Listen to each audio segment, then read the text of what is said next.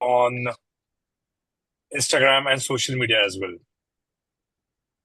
I'm going to hand over to Professor, and what we're going to do is that will you be able to share the screen so that we can start today's topic? Today's topic is on sphenoid.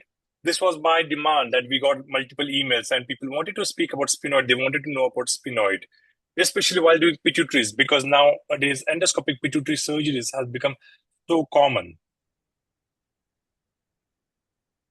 Over to you. Okay, let's start, Paresh. Yes, please. Can you share the screen? Okay. Are you able to Yes, yes, do yes. that? Yes, for sure. Sorry, so here is it. I think that you are watching, really? Can you confirm with your hand, maybe? Yes? Okay, thank you, Paresh. So,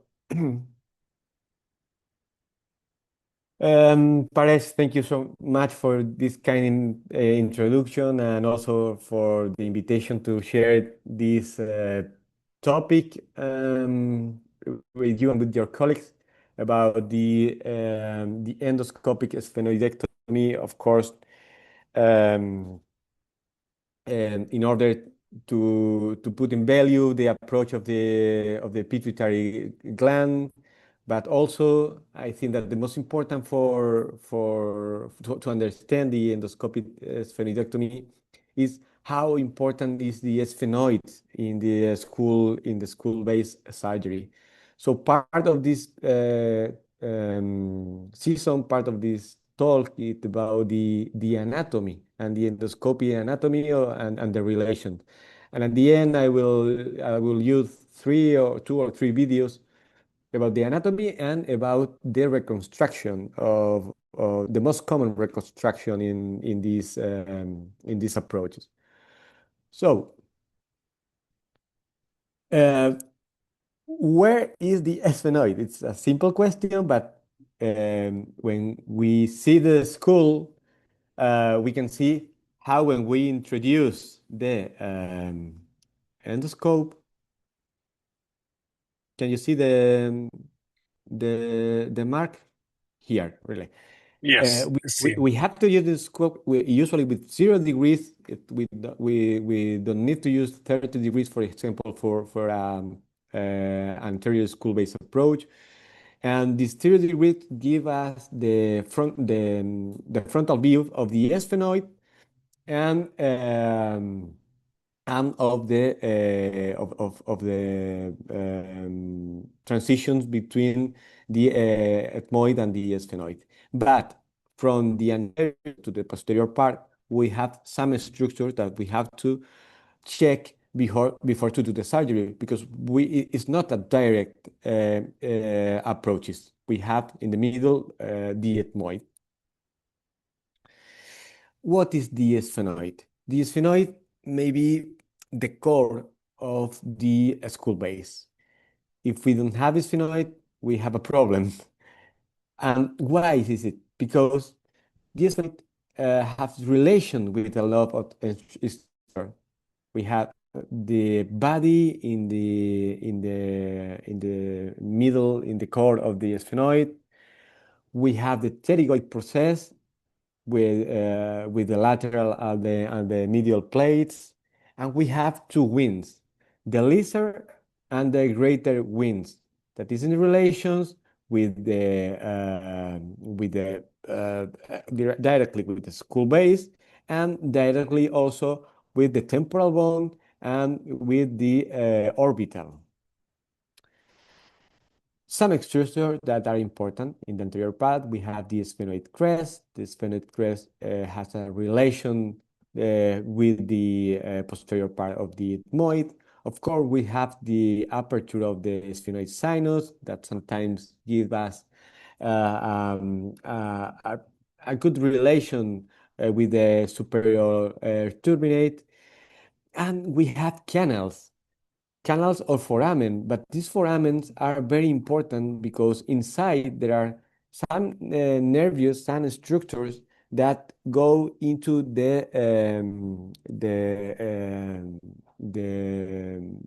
the middle or the anterior fossa. For example, V2 with the foramen rotundum, the Vidian canal or the pterygoid canal, who is in a very intimate relation with the internal carotid artery. And also we have the palatovaginal canal. And palatovaginal canal has a direct relation with the nasopharynx introduced of, for example, of dissemination, sorry, of, for example, of some tumors. And what happened with the pterygoid process? The pterygoid process has the fossa and the medial and lateral plates, and also are very important because sometimes we have to remove this part to approach any cholesterol disease or similar. And the orbital surface that now is very useful to introduce in the transorbital approaches, and the temporal surface. If we see the sphenoid for the posterior view, we can check also the foramen rotundum for the posterior part, the pterygoid canal, the superior orbital fissure. It's the same, but we have to check here the dorsum sellae and of course the optic canal. The dorsal sellae will be the posterior part when the pituitary gland will be in relation, and the pterygoid canal again with the relation of the internal carotid artery that it's down from the sella to the clivors, and then it's continue going down. In a superior view, we can see the relation of the ethmoid with the planum sphenoidale. The planum sphenoidale also has a relation with the tuberculum sellae, and the tuberculum sellae down to the fossa of the hypophysis, where this is the pituitary gland. And here it's important to check the clinoids, the posterior clinoid, and the anterior clinoid. The posterior process and the anterior process is usually is not so near, but sometimes it's a canal. It's not usually, but it's very important because here is an excellent relation of the optic carotid optic tract, and here is the place where cross the optic nerve with the internal carotid artery. A lateral view. Why? Because the anterior part of the sphenoid is also in relation with the sphenoid, with the ethmoid that is not here, but you can see here how the vomer present. And I have put this image because when we try to perform the nasoseptal flap, it's very important to know how the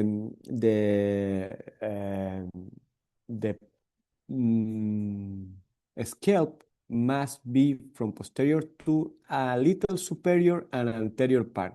If we go with the vomer in a directly anterior part, the flap is so narrow. What happened with the ethmoids? The ethmoid has the crista galli, has the cremiform plate, and if we join this to the nose, we have in a superior view their relation again with the sphenoid. Crista galli, cremiform plate, frontal bone, and is a junction between the frontal bone to the sphenoid. Different to see when the skull is complete, but here you have the fissure, and here you have the fissure, how it is joining with the list wings. Again, optic canal, tuberculum sellae, anterior clinoid process, and the foramen lacerum. Why? Because the foramen lacerum is the place where the carotid artery leaves the skull to the neck. But there are some friends again of the sphenoid. One of these is the palatine bone. And the palatine bone is really, really important for this process, the sphenoidal process, and also the orbital process. And if we include it in the sphenoid, this bone, um, here you can see why it is important, because the orbital process is anterior to the foramen rotundum, and the sphenoidal process is usually anterior to the pterygoid canal, to the Vidian canal. And if we need to make a pterygoid or transpalatine process, we have to remove this structure, and sometimes we need to remove also some of these nerves. In a endoscope view, you can see here the sphenoid process, here the orbital process, and between of them also it's a pure part of the internal maxillary artery, that is the sphenopalatine artery, that well, you know that sometimes that leaves the pterygopalatine fossa before to it's divided before to leave the fossa, and sometimes the division is after the canal, or sometimes it's in the same moment. And for sure, you can see perfectly the relation with the sphenoid, because here is the sphenoid is complete, and we can see the sella, we can see the internal carotid artery, the clivus. Please check this video, because here you can see what's happened. This is a video where we are removing part of the Vidian canal. We have removed it in this moment, and you can see here the sphenoid process of the palatine bone. And why is important the Vidian canal in the relation of the sphenoid? Because the Vidian canal show and marks where is it the internal carotid artery. And when we are drilling this area, we have to be very gentle to do it from inferior to medial part in the reverse way of the clock. If we remove lateral or superior, we have a problem, because we will find there the internal carotid artery, and it's a very, very structure that with a complications very, very difficult to treat in an endoscopic surgery. So you can see here how we are drilling from inferior to the medial part. We cannot talk about the sphenoid if we don't check the clivus. And when we talk about the clivus, we will have three levels: the upper part, the middle clivus, and the lower clivus, where we will found in this area. In a behind view of the clivus, it's sometimes difficult to understand, but you can see here the foramen magnum that is near from the lower clivus. The upper clivus is in relation with the pituitary gland, but I think that is more easier to understand checking the anterior part, because this is the image that we usually see in our approaches.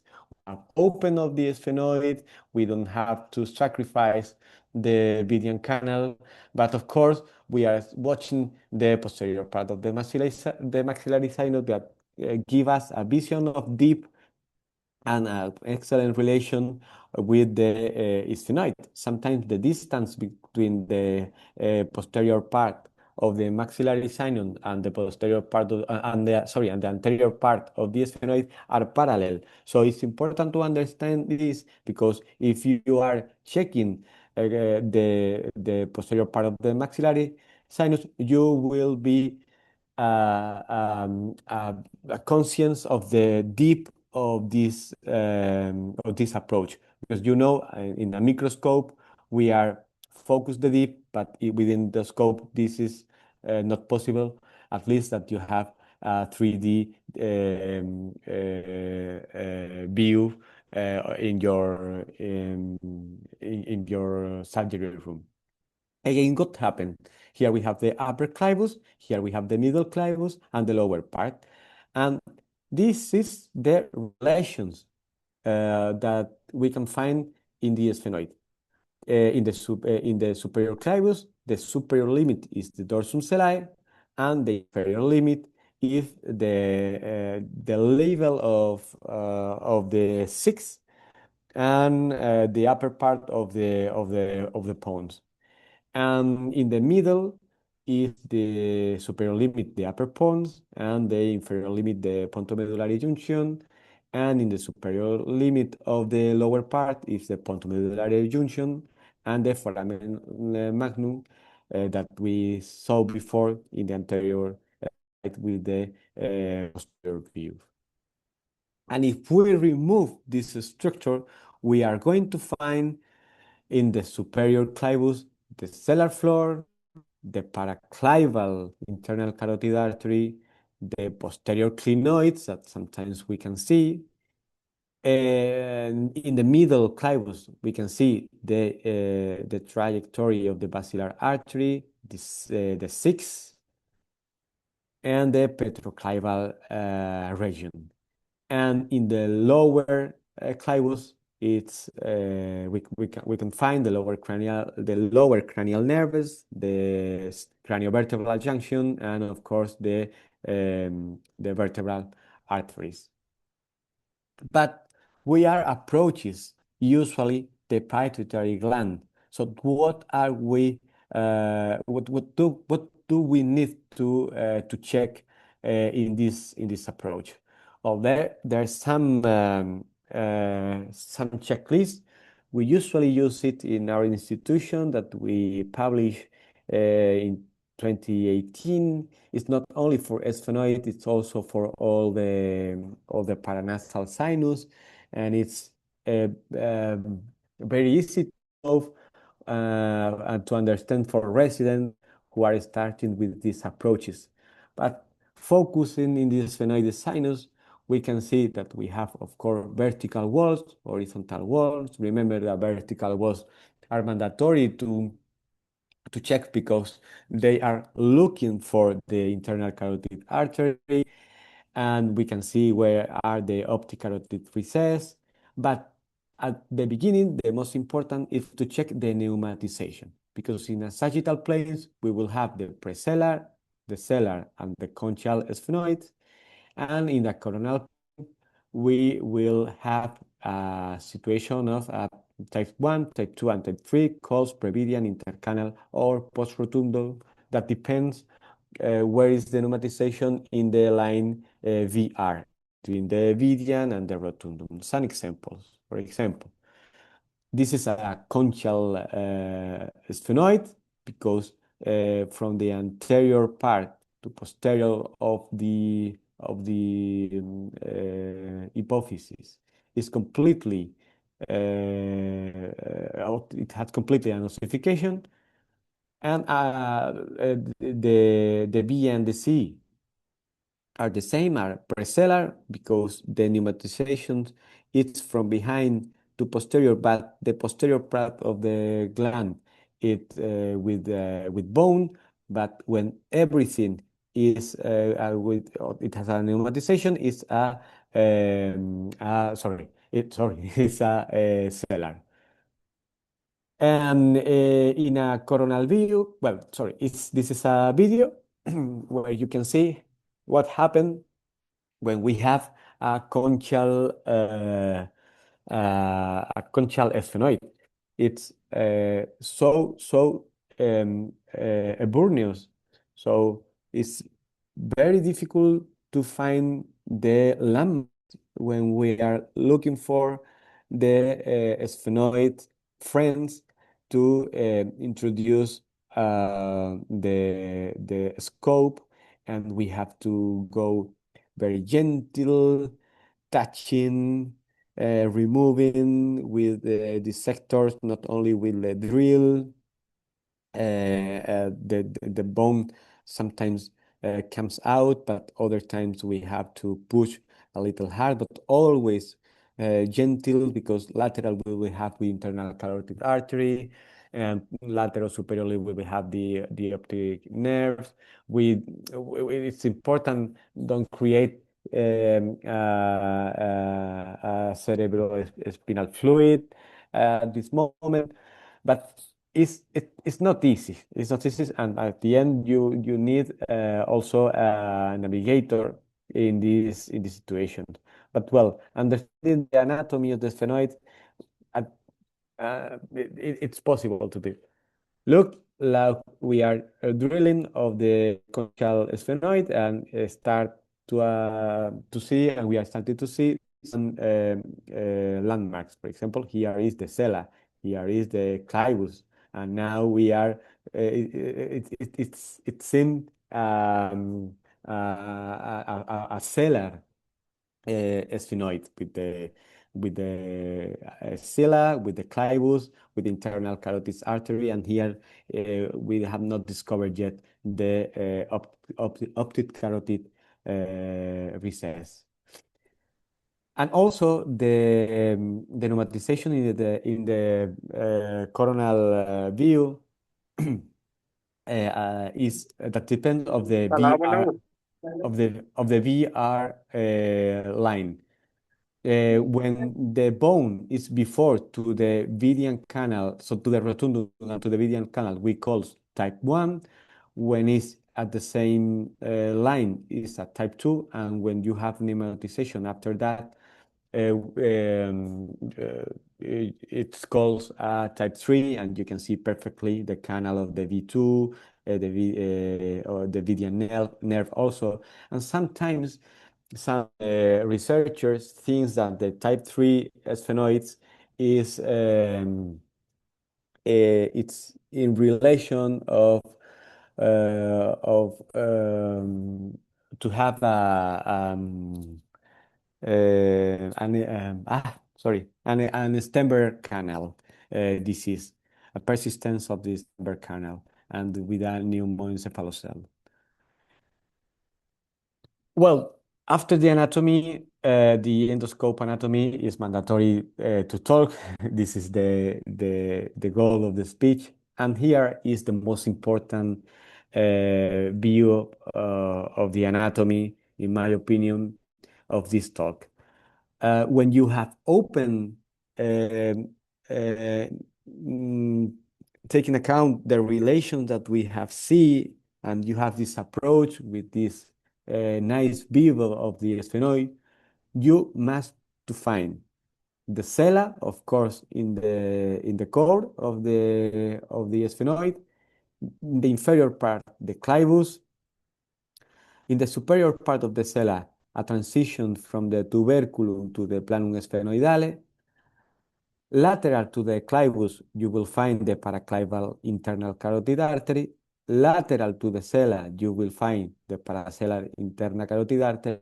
And in a transition of the internal carotid artery to the optic nerve, we will find two optic carotid recesses, one lateral and one medial.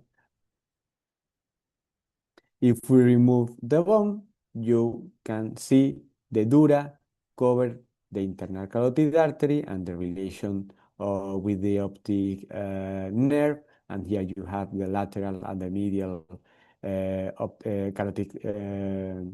optic carotid recess, the sella, the clivus again, and of course, lateral and medial to the internal carotid artery, the uh, sorry, the cavernous sinus. Sorry. One vision again, that this is again a summary that we have seen. Here you have the sphenoid, the sella in the lateral view, the relation with the optic nerve with the internal carotid artery, also the Wiley's polygonum. Another nice view, the pituitary gland, the basilar artery, the pons, the internal carotid artery. Here is when it goes laterally, and here is where it's marked from the medial canal. And this is because here we said that we have to drill in this direction from superior to inferior part, never lateral, because here you can see how is the internal carotid artery. And this is a video of my college neurosurgeon, Dr. Cain and Dr. Cardenas, about the well the how we approach the sphenoid in our institutions.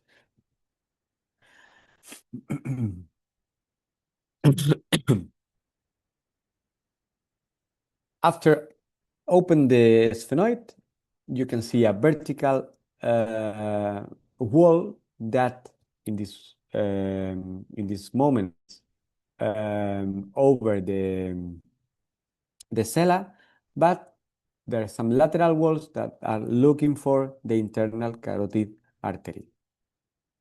We are cleaning the sphenoid and we are removing part of this vertical wall. Here you have the carotid. Here the optic carotid recess. We have touch the clivus, again the planus sphenoidale. The tuberculum is a transition.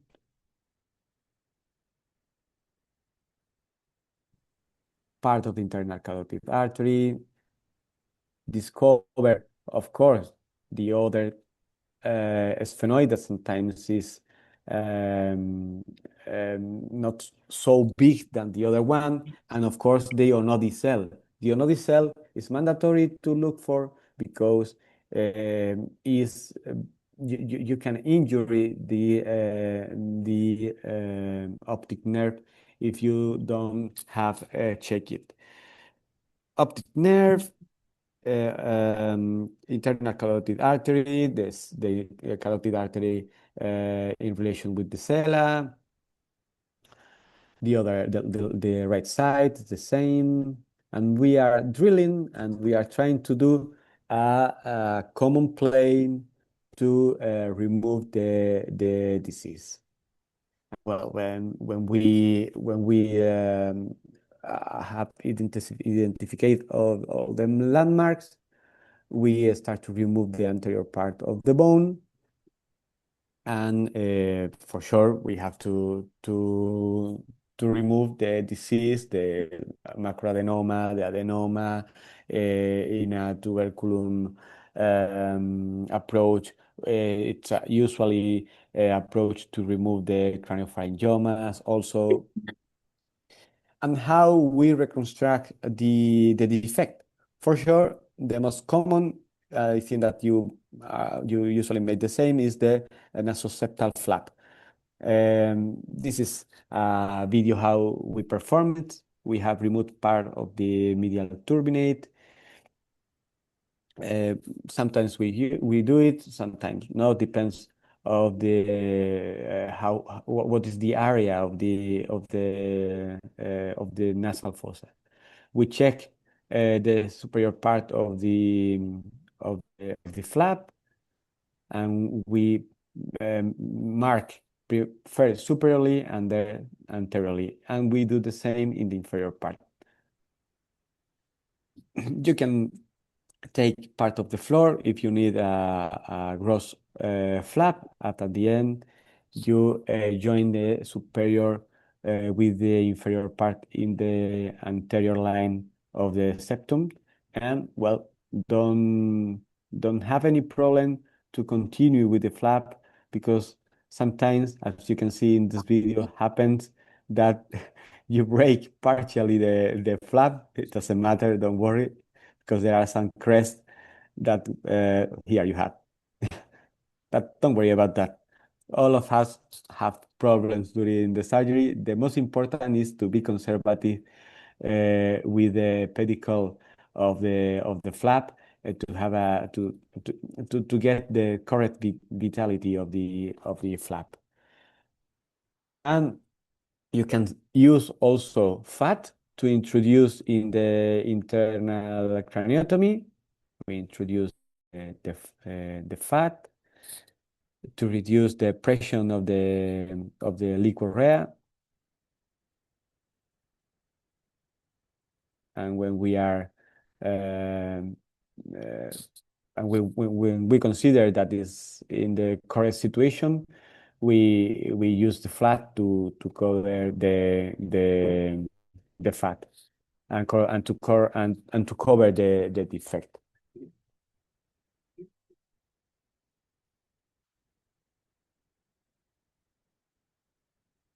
It's mandatory to cover the defect or to put the flap in the bone surface, not in the mucosa surface, because you can generate mucocell, for example, and sometimes the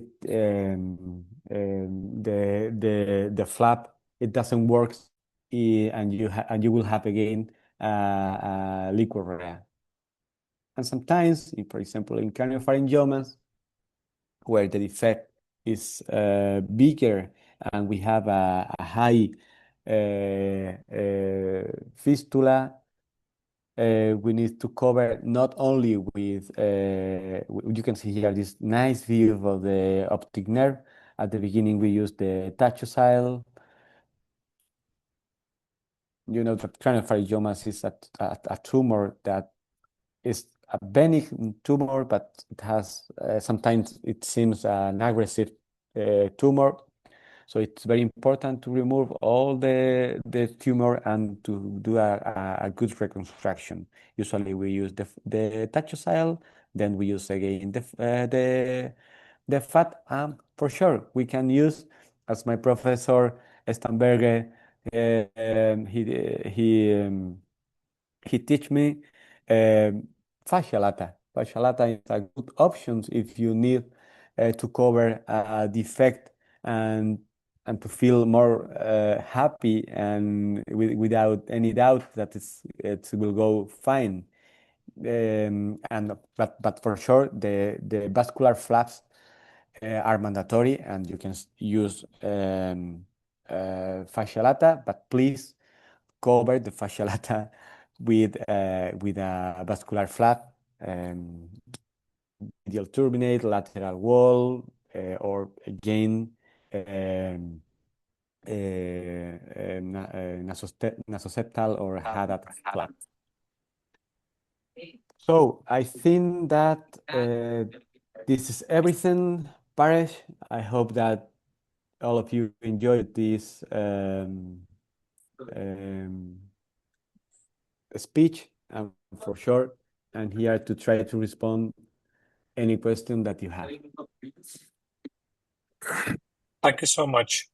It was a really good, interesting session, and I loved how you explained the anatomy, the demonstration of where the median nerve is, and the pneumatization.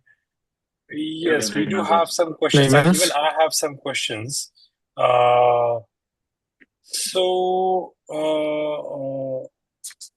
before we get some questions, I'm going to ask you certain things. When you're starting your sphenoidotomy, what kind of drilling? How do you start when you're drilling? Do you go more on floor? Do you go more on the medial part? Which is the way you start drilling? Usually, I like to start the drilling to the inferior part. Inferior part. I drill the vomer because when you start to use the four hands, if you have drilled correctly the vomer, the other surgeons feel so comfortable, and you can start to remove the necks of the sphenoid from the inferior, medium, and lateral part. And also is um, it's not necessary to get the risk to introduce the sphenoidectomy from the lateral part, but because you can have a descent of the internal carotid artery or the optic nerve.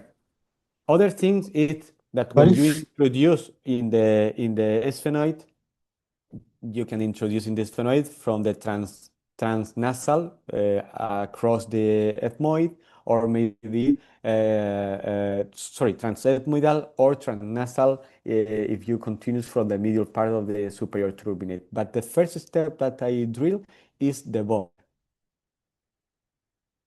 Okay, thanks. That's helpful. Now, one thing that we experienced, or many people experienced, when we are raising the nasoseptal flap, we have elevated the flap. Okay, we know the pedicle. We know there is a palato-vaginal canal.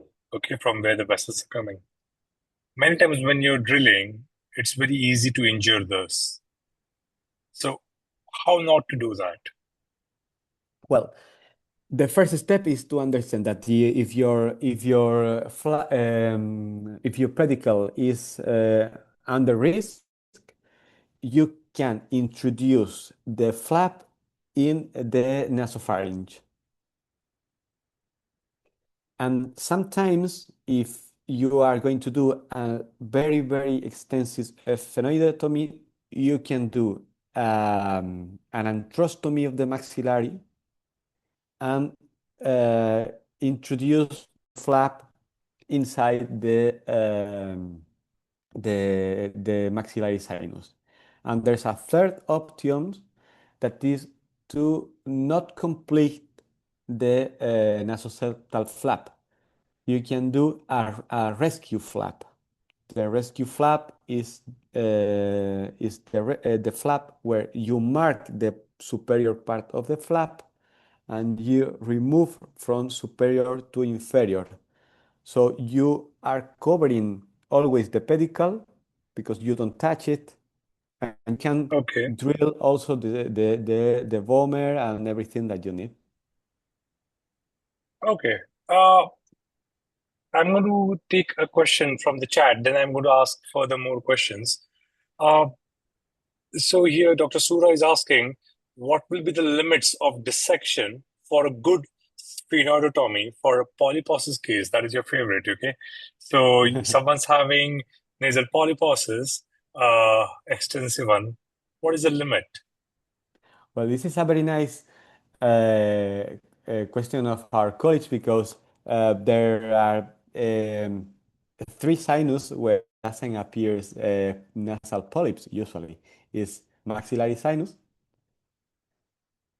frontal sinus, and sphenoid sinus. Usually the nasal polyposis is an ethmoidal disease with a systemic relation of, so with the type 2 inflammation, But it's important to understand that the extensive surgery has demonstrated better results than functional surgery.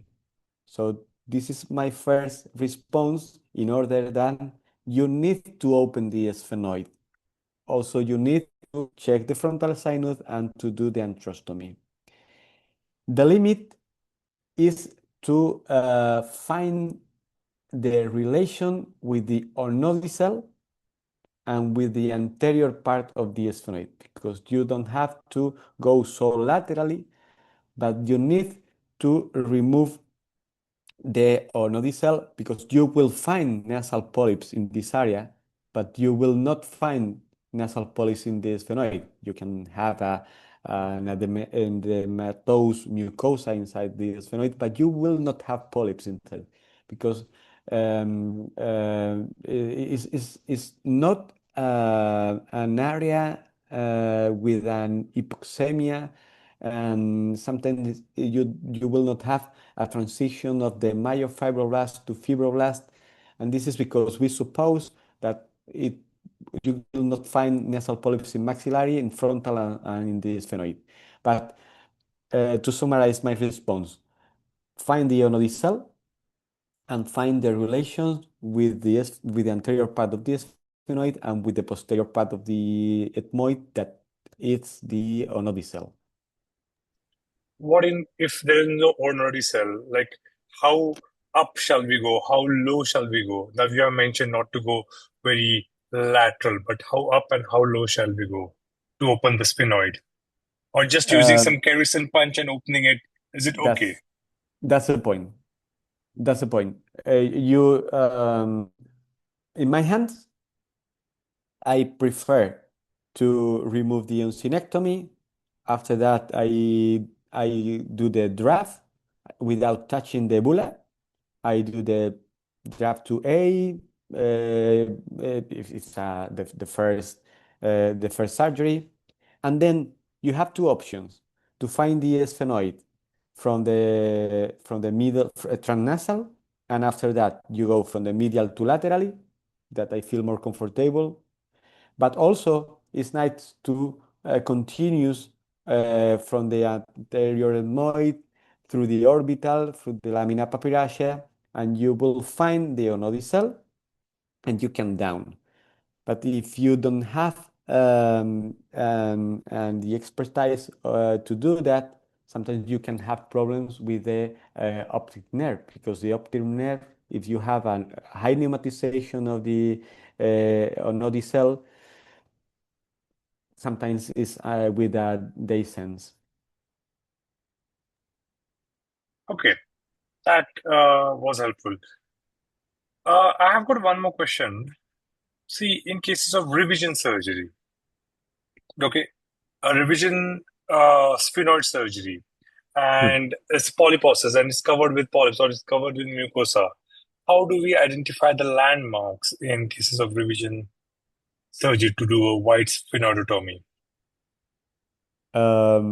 First, you have to do a polypectomy. Um, Usually, with a polypectomy, the sphenoid synod is not usually to have an stenosis. So, if you have opened the sphenoid correctly in the first surgery, you will see part of the sphenoid, and introducing the I don't know how it's in English. We said curetas to curate curetas is the same. So Yes, yes, it's curate it out, curated. So curettage. this is a very very nice uh, tool, an instrument because it doesn't injury inside the sphenoid sinus, and you can remove from the posterior to anterior part the nasal polyps that is of the near of the super um, yes, near of the superior turbinate because you know that the relation of the sphenoid of the planum sphenoidale is in order to check and to touch the superior turbinate with the sphenoid. And here is also, if you are not gentle, you can do defects of the fluid liquid there.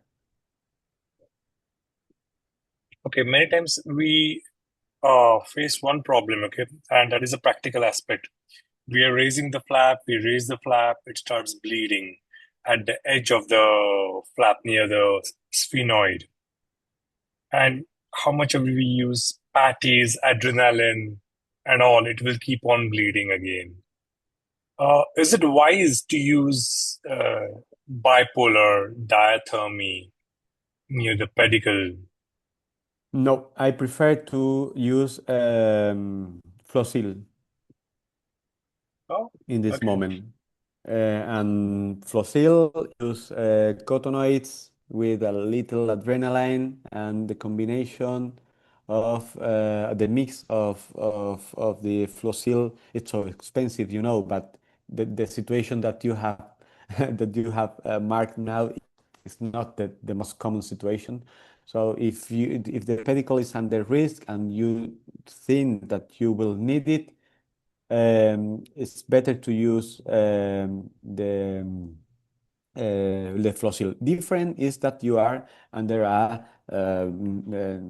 first surgery for nasal polyps, for sure, if you are not going to need the nasosegmental flap, you can use your bipolar tools.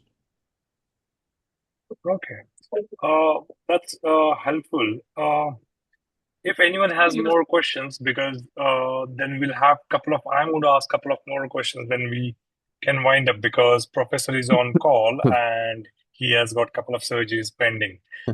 Uh, Again, in cases of opening the sphenoid, I'm going to ask those, and we don't want to excise the middle turbinate. Okay, in that case, what is the best way to go lateral? You understand, when we have got the sphenoid ostium, we have opened the Yes, ostium, but we yes. want to go lateral. Okay. And what is the good way, or how do we go with it without disturbing the middle turbinate? Without remove the middle Middle turbinate. turbinate, yeah. Uh, uh,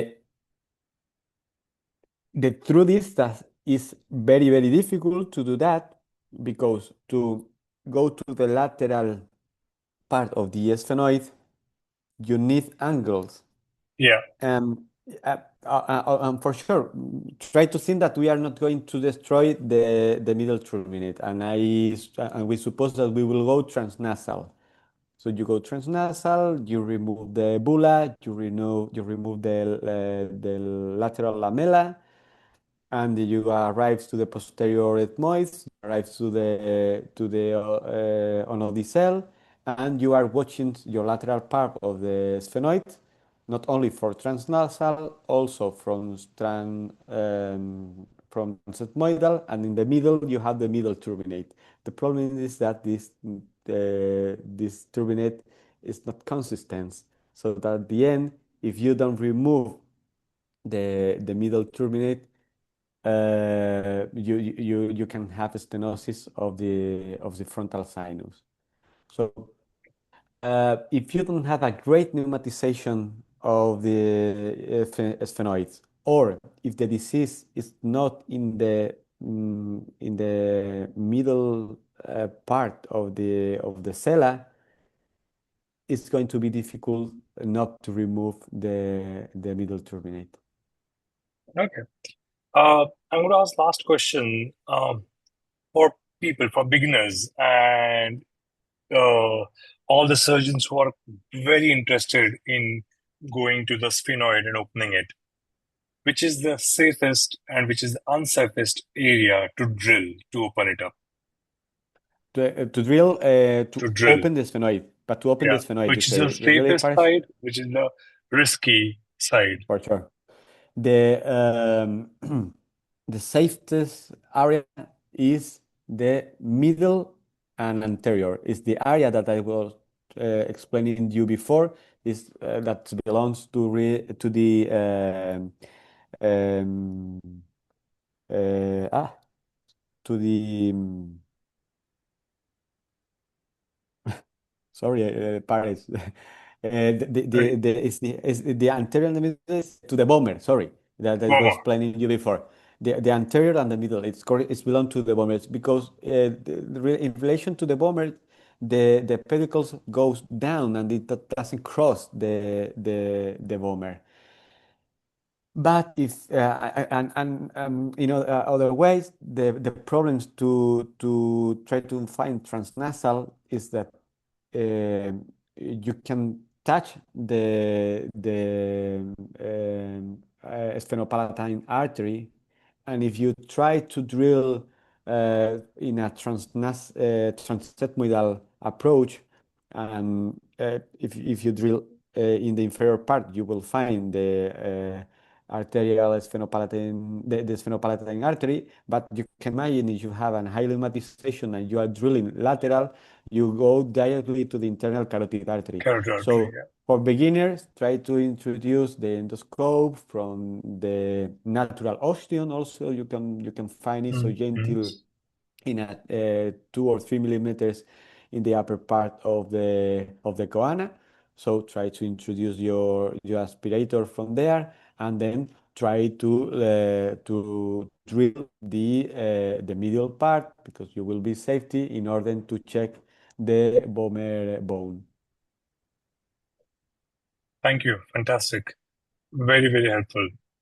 Um, we don't have any more questions, but if at all there are any questions, they will write to us via email, and we will ask you for sure, and we will personalize and send it to the concerned person, or we'll forward to everyone.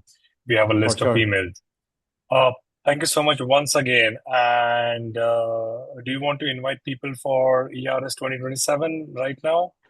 Yes, for sure. In 2027, we will have here in Sevilla the European Rhinology Congress of the ERS, of the European Rhinology Society. So all of you are invited to this nice and beautiful city that is Sevilla.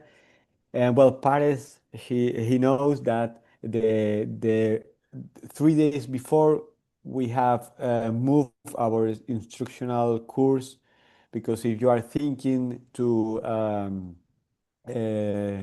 to visit Sevilla, uh, you can travel 3 or 4 days before. We don't have put the course yet.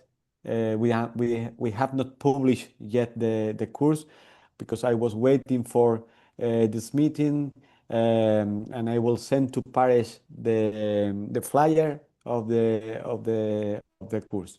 However, the course uh, is adding to the ERS Congress. It's not mandatory to stay with that, but if you want to have the opportunity, because I know that all of you that are so far from Spain, so sometimes in travels like from India or from Latin America to Spain, more colleagues they use the travel to come to the instructional course. So I will share with you, Paris, and if your colleagues Sure. are interested, they can respond you or talk to me by private mail or by Instagram, and I will send them the links for to publish it.